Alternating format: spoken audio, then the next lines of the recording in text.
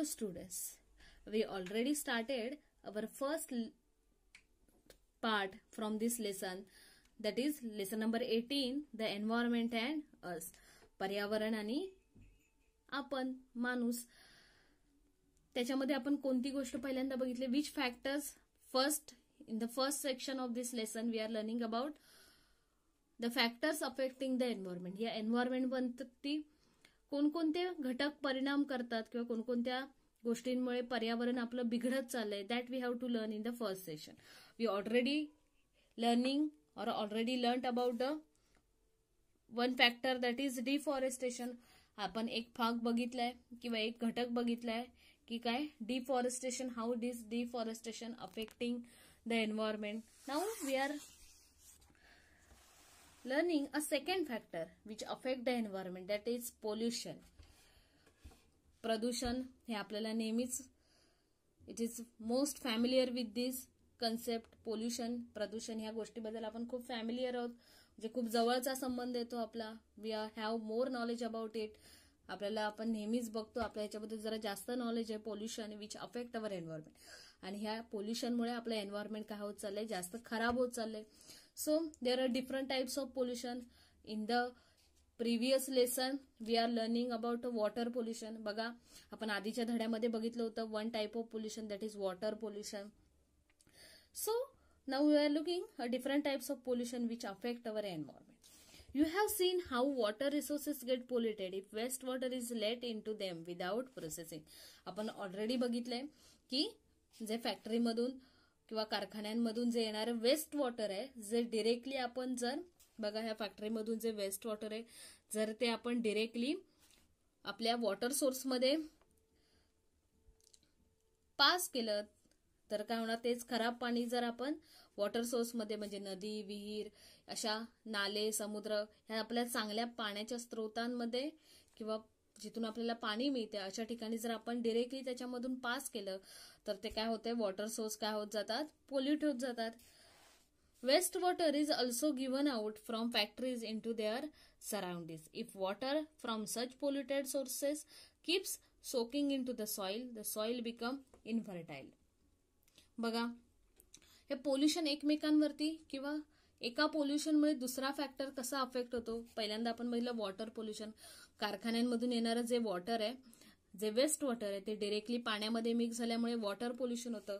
आणि हे water pollution आणि ह्या पोल्युटेड वॉटरमुळे काय होतं, this water is soak into a soil. काय होतं, ऑब्व्हियस आहे की हे जे पाणी आहे ते जमिनीमध्ये मुरतं, आणि हे जमिनीमध्ये पाणी मुरल्यामुळे काय होतं, दिस सॉइल बिकम इनफर्टाईल. आणि हे दूषित पाणी, त्याच्यामध्ये असणारे केमिकल हे कशामध्ये मिक्स होतात, आपल्या सॉइलमध्ये मिक्स होतात, आणि सॉइलची फर्टिलिटी काय होत जाते, लूज होते. म्हणजेच काय, त्याची जी सुपीकता आहे, त्याच्यामधून जे आपल्याला पोषक द्रव्य आहेत ते काय होत जातात, खराब होतात, कमी होत जातात. And it become infertile. म्हणजे ती जमीन काय बनते, नापीक बनते. म्हणजे त्याच्यावरती आपण कोणत्याही प्रकारचं पीक घेऊ शकत नाही.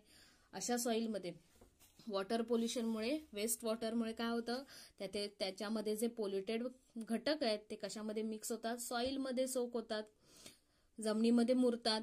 आणि त्यामुळे काय होतं, जे वॉटरमध्ये असणारे केमिकल्स आहेत, पोल्युटेड, डेंजरस, पॉयझनस घटक आहेत, ते काय होतात, सॉइलमध्ये मिक्स होतात. आणि त्यामुळे सॉइल काय होत जाते, खराब होत जाते. त्याच्यामध्ये आपण कोणत्याही प्रकारचं पीक घेऊ शकत नाही, शेती करू शकत नाही. दिस बिकम इनफर्टाईल. इनफर्टाईल म्हणजेच काय, नापीक. त्याच्यामध्ये आपण कोणत्याही प्रकारचं पीक घेऊ शकत नाही. So because of this water pollution, soil pollution take place. Chemical fertilizers and pesticides are used on a large scale for agriculture. They seep into the soil or finally flow into rivers with a rainwater. बघा आपण already बघितले food and nutrition, food lesson मध्ये की chemical fertilisers and pesticides आपण agriculture शेतीमध्ये use करतो. शेतीमध्ये आपण वेगवेगळ्या प्रकारची खते, कीटकनाशके यूज करत असतो. आणि ते काय होत असतात, कीटकनाशके आपण पिकांवरती यूज करतो, पण त्याचा काही भाग कशामध्ये जातो, जमिनीमध्ये जातो.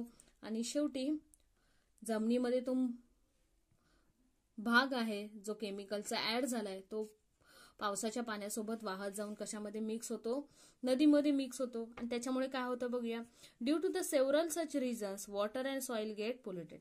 बघा, ते केमिकल जमिनीमध्ये ऍड झाल्यामुळे सॉइल पोल्युशन झालंय आणि जे पार्टिकल सॉइलमध्ये ऍड झालेत ते रेन वॉटरच्या मदतीने कशामध्ये वाहून जातात, नदी, रिव्हर यांच्यामध्ये ऍड होत जातात आणि त्याच्यामुळे water pollution takes place as well as soil pollution takes place. This is dangerous for the plants and animals. Their numbers reduces and eventually they die out altogether. That is, they become extinct. आणि काय होतंय बघा, सॉइलमध्ये आपण शेती करतो मातीमध्ये आणि त्या मातीमध्येच हे पॉयझनस घटक असल्यामुळे त्याच्यामध्ये जे आपण पीक ग्रो करणार आहोत, प्लांट ग्रो करणार आहोत ते रिड्यूस होणार, त्यांना त्याचा त्रास होणार. This poisonous substance are very dangerous for this plants. आणि जे वॉटर रिसोर्सेस आहेत तिथे ॲनिमल्स यूज दिस वॉटर. बघा, नदीमधलं पाणी, नाल्यामधलं पाणी हे ॲनिमल यूज करतात. आपण पण पिण्यासाठी पाणी यूज करतो.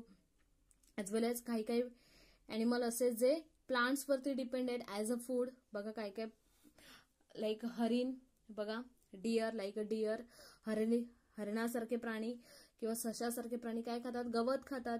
त्यामुळे जर ते पॉयझनस सॉइलमध्ये ग्रो केलेला प्लांट असेल तर this poisonous get into a animal and plant. त्यामुळे ते पॉयझनस घटक कशामध्ये येऊ शकतात, वॉटर अँड सॉइलमध्ये जे पॉयझनस घटक मिक्स झालेत ते ॲनिमल अँड प्लांटमध्ये ट्रान्सफर होतात.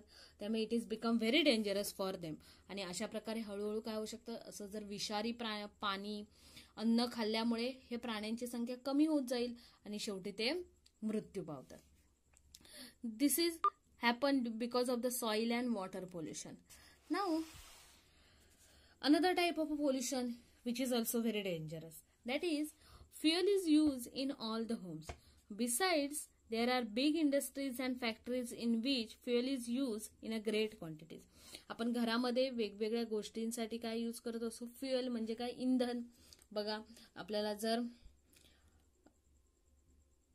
स्टोव पेटवायचा असेल तर आपण काय करतो, किंवा चुलीमध्ये आग घालायची असेल तर काय करतो, रॉकेल यूज करतो, केरोसिन, रॉकेल. त्याच्यानंतर गाड्या चालवण्यासाठी आपण पेट्रोल, डिझेल किंवा पाण्याचा पंप, शेतीचा पंप असेल ते चालवण्यासाठी काय यूज करतो, पेट्रोल, डिझेल सारख्या गोष्टी यूज करतो. So such type of fuel we are using for a daily purpose, but it is use in a small quantity. आपण जे घरामध्ये रॉकेल, डिझेल, पेट्रोल यूज करतो ते कमी क्वांटिटीमध्ये यूज करतो. But in the industries and factories, industry आणि फॅक्टरीजमध्ये काय करतात, इन द लार्ज क्वांटिटीमध्ये पेट्रोल, फ्युएल किंवा different types of fuels are use. वेगवेगळ्या प्रकारचे फ्युएल, इंधने यूज केले जातात. And on the hand, because of burning of this, बघा त्यामुळे काय होतं, हे जे फ्युएल यूज करतो ते बर्न झाल्यानंतर जो धूर येतो, स्मोक तयार होतो.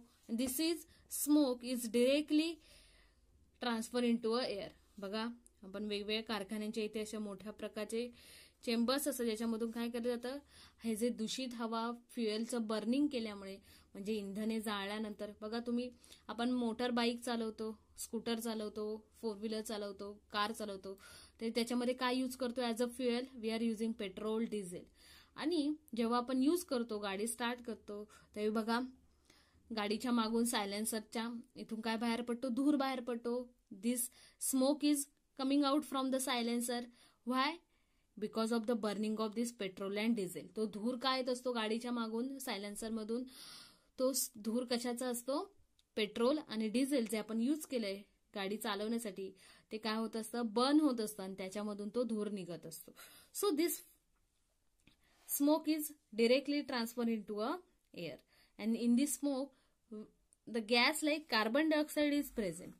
आणि हा जो धूर बाहेर पडतो फॅक्टरीज आणि इंडस्ट्रीज मधून, त्याच्यामध्ये एक पॉयझनस गॅस आहे. कोणता गॅस आहे, carbon dioxide. On the one hand, tremendous quantities of carbon dioxide enters the air due to burning of this fuel.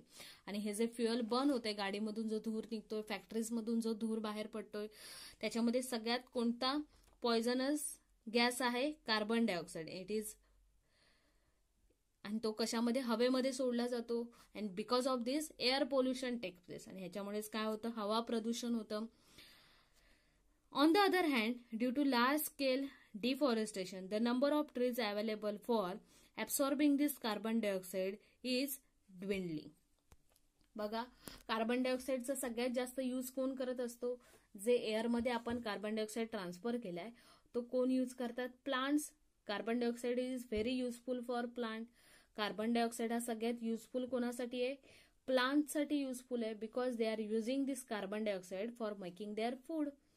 हा कार्बन डायऑक्साईड जो हवेमध्ये ट्रान्सफर झालाय तो सगळ्यात जास्त कोणाकडून यूज केला जातो, प्लांट्स कडून. कारण प्लांट्सला त्याचा यूज आहे, त्यांचं अन्न तयार करण्यासाठी ते काय यूज करतात, कार्बन डायऑक्साईड. आणि अन्न तयार करून झाल्यानंतर त्यांच्या प्रोसेसमधून आपल्याला जो ऑक्सिजन बाहेर पडतो तो आपण यूज करतो.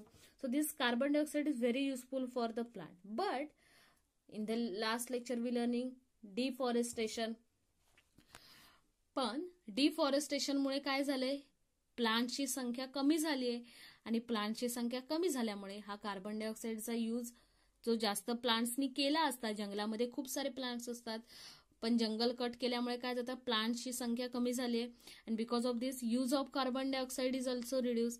त्याच्यामुळे कार्बन डायऑक्साईडचा जो आपण यूज करतो तो काय होत चाललाय, कमी होत चाललाय. And because of this proportion of carbon dioxide in the air is rising continuously. When the proportion of carbon dioxide in the air rises, it leads to its rise in temperature. And we see such a temperature rise in all parts of the world.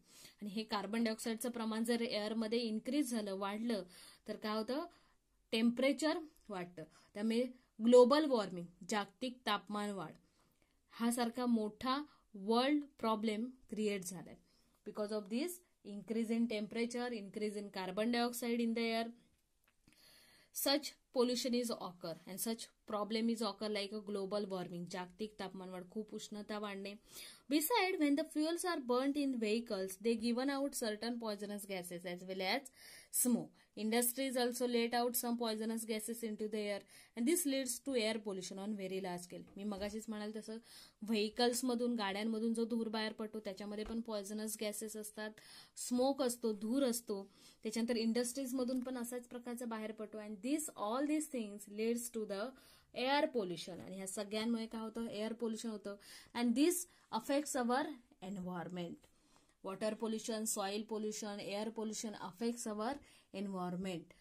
Mostly because of this, all the pollution, our environment get damaged. आणि अशा प्रकारच्या वेगवेगळ्या प्रदूषणमुळे आपल्या हळूहळू एन्व्हायरमेंटमध्ये biodiversity कमी होत चालली आहे, एन्व्हायरमेंट डॅमेज होत चाललंय.